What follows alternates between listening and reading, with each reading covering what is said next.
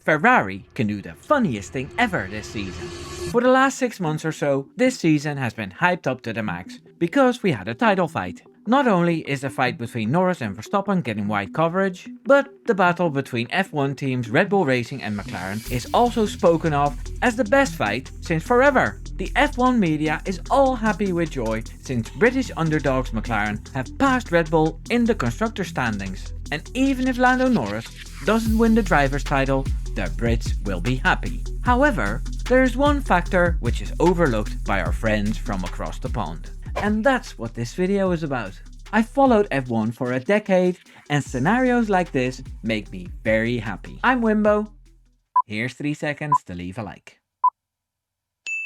So how have things evolved this season to get ourselves into a situation like this? Well, the season started off like 2023 ended. Max Verstappen and Red Bull were dominant, they scored 3 1-2 finishes in the last 4 races, and Verstappen even had a DNF in Australia. McLaren came out of the starting blocks a lot worse, a bit like Lando starts.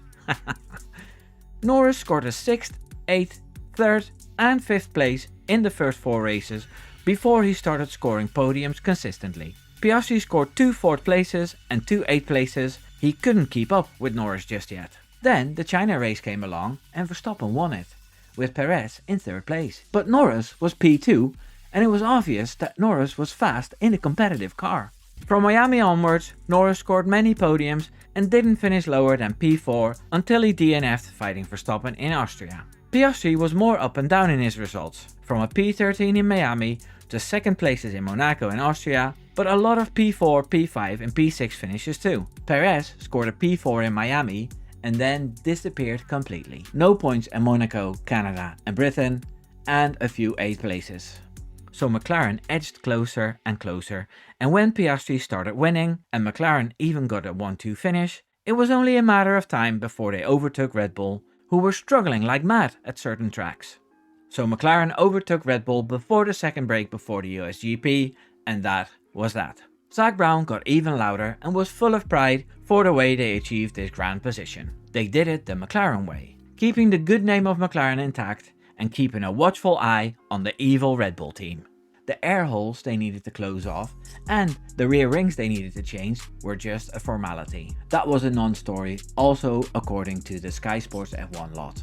The focus should be on Red Bull and this handy device they had to change the ride height of the car when the car is taken apart. Zak Brown had so much focus on Red Bull and Max Verstappen that he lost sight of a new contender. A contender he's all pally-wally with.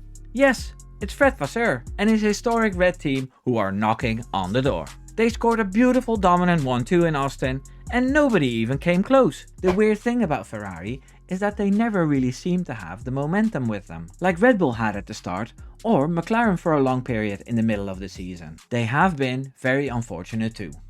They had a double DNF in Canada, Leclerc scored no points in Silverstone and Sainz crashed with Perez in Baku. Leclerc had managed 3 wins and is fulfilling all his wishes. Winning his home race in Monaco was wholesome for everyone who loves F1.